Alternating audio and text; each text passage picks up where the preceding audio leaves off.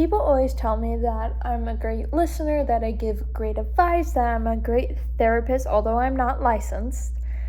I'm saying like through friends and people who just talk to me and tell me things, that basically through my great advice that I've given to them, or just to me what feels like random comments, but to them it's the comment that they need in that moment.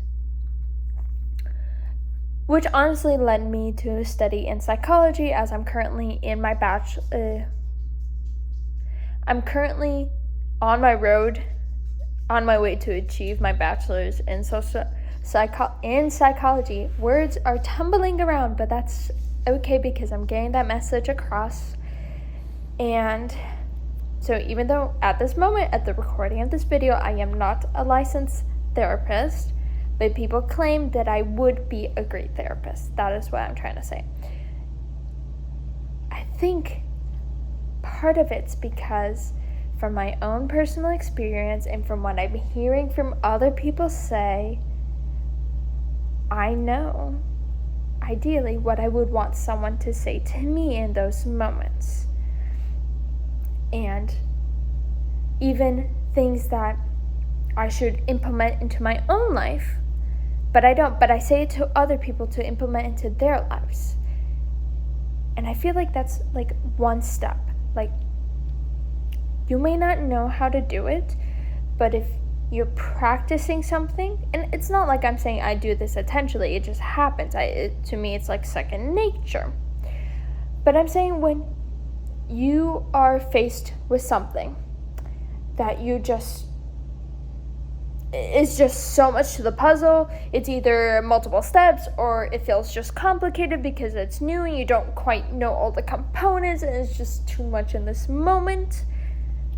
Something you could do to make this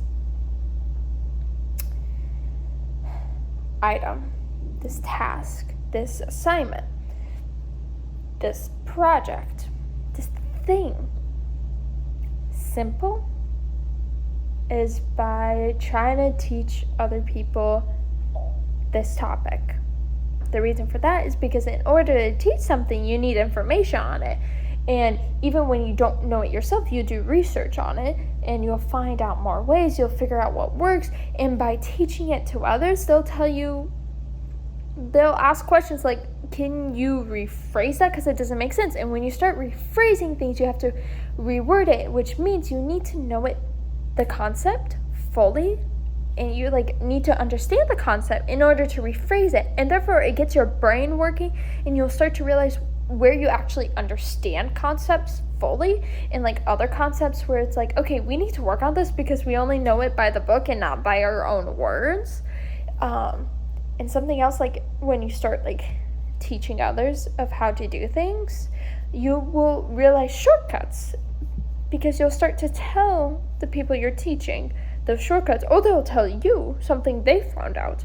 Because a lot of time teaching someone else, you find out more from the person of the actual subject than you do when you teach it to them. So when it comes to learning anything and you feel like you don't know, you feel like you just can't learn it, maybe try teaching it to somebody. Because they will ask you genuine questions. And you could legit write these questions down and be like, you know what, I'll get back to you on these. Yeah. And you'll learn more about this topic, this subject. And then they'll ask you more questions and you'll get back to them with more answers after you discover more. This is a learning topic that I use mainly through college, because I don't think I knew in high school, but mainly through college, especially when it came to chemistry. I was constantly in these study groups where I taught people problems, which I wasn't 100% confident in, but yet I acted like I was, based on, I constantly referred to the notes, but because I was trying to talk someone else through it, I was also learning the concepts. Especially when it came to which formula to use for where, or how do we approach certain chemistry problems, even in general chemistry, and even now as I'm in organic chemistry. Just teach If you make a mistake, you make a mistake. So what? People make at least every person makes at least one mistake. Why? Because we're human.